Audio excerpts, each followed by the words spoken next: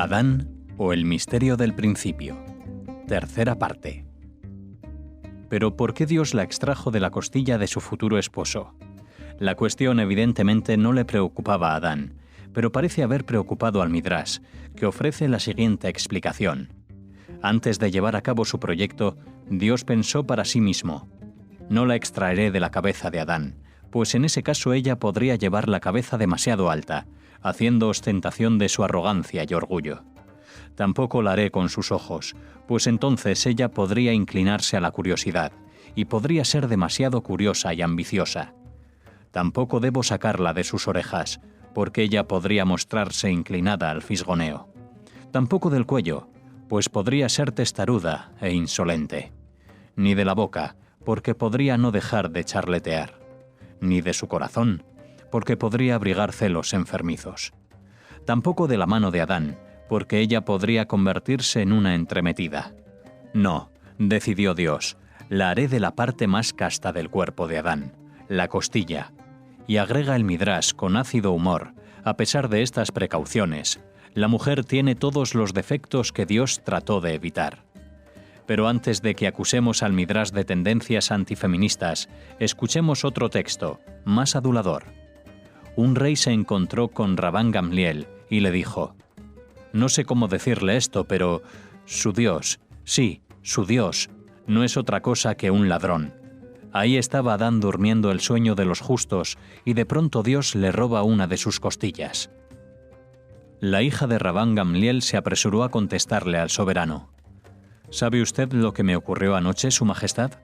Entraron ladrones en mi casa, se llevaron toda mi plata, y en su lugar me dejaron oro. Ojalá yo pudiera ser la víctima de semejantes ladrones todas las noches, dijo el rey. Bien, dijo la hija del sabio, eso es precisamente lo que le ocurrió a Adán. Es verdad que Dios le quitó una costilla, pero a cambio de ella le dio una hermosa mujer que lo ayudó cuando necesitó ayuda, lo sirvió cuando él tuvo necesidad de ser servido y se mantuvo en silencio cuando él habló. Pero, ¿por qué no se le consultó primero a Adán? Después de todo, era un asunto en el que estaba interesado. Si existe realmente una respuesta, yo no he podido encontrarla en nuestras leyendas. Quizás Dios simplemente no quería enfrentarse al riesgo de una negativa. De cualquier manera, colocado ante un hecho consumado, Adán se declaró complacido y dispuesto a obedecer. Fue entonces cuando se concertó el matrimonio.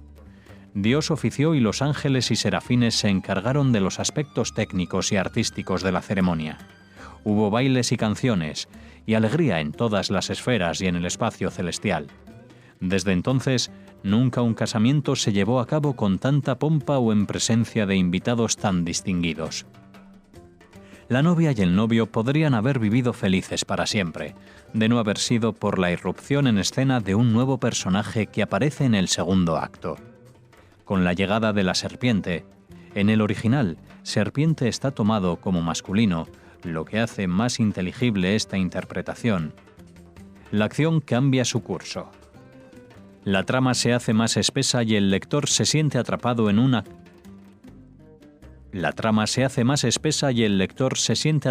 un clima de creciente emoción. Por primera vez, la pareja se encontraba ante la presencia de un tercero. Finalmente, algo tenía que suceder. O bien Adán y Eva se acercarían más que nunca, o bien se verían llevados a una separación.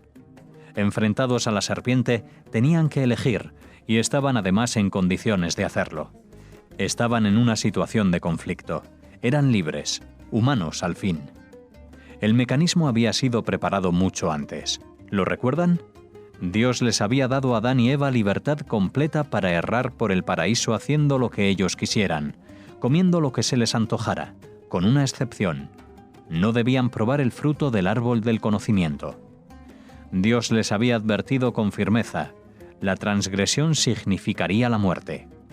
Ni el marido ni la esposa podían saber lo que significaba morir, pero sin embargo obedecieron. Y hubieran obedecido hasta el fin de no haber intervenido la serpiente. Esta alteró las reglas existentes y a partir de ese momento, Adán y Eva ya no fueron los mismos. Extraño personaje la serpiente, perversa y maldita, mítica y al mismo tiempo real. Su papel: Una fuente nos asegura que era un emisario de los ángeles, quienes habían llegado a la conclusión de que el hombre representaría un desafío demasiado formidable a menos que se lo pudiera obligar a descarriarse y pecar. En aquellos tiempos, la serpiente caminaba y hablaba, incluso hablaba bastante bien. Sabía cómo convencer y hacer obedecer a los demás. Era la reina de los animales. Jugadora, condición de la que se vanagloriaba, era fácil persuadirla para que conspirara contra aquellos humanos, aquellos rivales potenciales que estaban eludiendo su autoridad. Otras fuentes niegan la participación de los ángeles en la conspiración. Sostienen que la iniciativa se originó en la serpiente, quien se enamoró de Eva y planeó matar a Adán y casarse con su viuda. Mejor aún, disponer las cosas de manera tal que Dios matara a Adán y luego fugarse con Eva y su fortuna, con la heredera y su herencia. Apuntaba demasiado alto, nos dice una leyenda, y fue castigada. No obtuvo nada de lo que ambicionaba y perdió todo lo que podía considerar como propio. Dios le dijo: «Ya no reinarás sobre los animales. En cambio, desde ahora en adelante, tu destino será más bajo que el de ellos. Ya no caminarás erecta ni podrás correr. De ahora en adelante, te arrastrarás en el polvo». Cualquiera que pueda haber sido la motivación de la serpiente, hay un hecho indudable. Su primer objetivo fue Eva. ¿Por qué? Bien o mal, con razón o sin ella, consideraba que la mujer era más vulnerable, más crédula, más maleable que su esposo. Esperaba que de los dos, ella fuera la que ofreciera menor resistencia. Su intuición fue acertada. Bajo su influencia, Eva se avino a morder la fruta prohibida e incluso logró la complicidad de su marido. ¿La moraleja de la historia? Quizás que todo el mundo puede sucumbir a la seducción, la mujer ante Satanás y el hombre ante la mujer. Aquí, en este episodio, hay algo que casi con seguridad molestará al lector cuidadoso. ¿Es concebible que Eva pudiera haber dudado siquiera por un segundo entre la voz del creador del universo y la de la serpiente? Si bien se trataba de una serpiente en misión extraordinaria, nos parecería más fácil aceptar una reacción de este tipo en Adán. Entre la exigencia del cielo y las promesas de la mujer, el hombre puede dudar o bien puede no dudar en absoluto. Pero Eva, ¿cómo pudo desatender la voluntad de Dios y someterse a la voluntad de una serpiente? Veamos lo que sucedió, según la leyenda. Evidentemente, fue todo culpa de Eva. Hablaba demasiado. Aún antes de haber probado la fruta prohibida, era culpable de haber exagerado los hechos. Y como todos sabemos, la exageración conduce a la digresión, que a su vez conduce directamente a la transgresión. Volvamos a leer el texto en el libro del Génesis.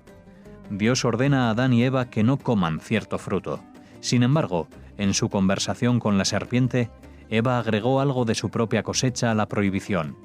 Se nos ordenó que no comiéramos del árbol y que ni siquiera lo tocáramos, pues cualquiera de ambas cosas nos acarrearía la muerte. Lección número 1. La ficción es un negocio peligroso. Lección número 2.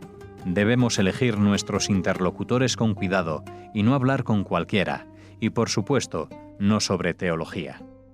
El error de Eva, en primer lugar, fue entrar en diálogo con la serpiente. Lección número 3. Procedió mal al comprometerse no solo ella misma, sino también a su marido ausente. Lección número 4. Adán no debió haber salido de su casa. De haberse quedado en casa con su mujer, la serpiente no hubiera tenido posibilidades de éxito. Eva había sido una presa fácil. La serpiente sabía cómo manejarla. Sabía que el pecado era un tema muy adecuado para interesar a Eva. Apenas hubo conocido a la serpiente, Eva ya le estaba contando la historia del fruto prohibido. No pudo dejar de revelar aquello que, después de todo, era solo de la incumbencia de ella y de su esposo. ¿Y tú realmente crees en eso?, preguntó la serpiente con expresión de sorpresa. Tú que eres tan inteligente, tan perceptiva, ¿crees de verdad que es suficiente tocar un árbol para morir? Al ver que Eva no respondía, caminó hasta el árbol, y la leyenda nos cuenta que el árbol gritó de cólera y puso sus brazos alrededor de él. Ya lo ves, dijo con desenfado, lo toqué y estoy viva. ¿No te gustaría hacer la prueba? Adelante, puedes hacerlo, no te pasará nada. Eva se mostró aprensiva y no se movió. Sentía curiosidad, pero también desconfianza. Entonces la serpiente la empujó hacia el árbol. Eva vio al ángel de la muerte, pero siguió con vida. Sin embargo, fue, para ella y para nosotros, el principio del fin. El primer contacto con la muerte. Atrapada en el engranaje, se arriesgó a ir cada vez más lejos. Demasiado tarde para volver atrás, demasiado tarde para borrar lo que había visto y experimentado. Lo que Eva no comprendió fue que en el fruto prohibido ella no iba a encontrarse con la muerte, sino con la idea y la sensación de la muerte, que era posible que viera al ángel sin sucumbir. De pronto ella comprendió que la vida y la muerte no son dos dominios separados, y que ellos se encuentran en el hombre y no en Dios. Es posible vivir con la muerte, solo se necesita dar la espalda a la vida. Es posible estar muerto sin saberlo. Pero entonces, ¿por qué Eva accedió a lo irreparable? ¿Qué fue lo que la condujo hasta la serpiente y por qué era tan importante para ella tocar el árbol? ¿Por qué no se detuvo a tiempo? ¿Podría haber sido ya entonces atraída y fascinada por la muerte? ¿Por la nada? El Midrash propone la siguiente hipótesis. Eva fue tentada por la promesa del poder. Si pruebas el fruto de este árbol, le había dicho la serpiente, serás como Dios, que comió del mismo árbol antes de crear el mundo. Como Él, tendrás el poder de crear y destruir, de matar y resucitar. Convenció a Eva de que eso era precisamente lo que Dios había querido evitar por medio de la prohibición, y ella prefirió los astutos argumentos de la serpiente a la seca orden de Dios. Está claro que ella estaba dispuesta a ser seducida, aunque podríamos proponer la teoría de que ella consideraba a la serpiente como un instrumento más que como un cómplice, y que colaboró con ella para asegurarse un poder propio. Tampoco la serpiente fue burlada, pero eso se lo contaremos en la cuarta parte de Adán o el misterio del principio.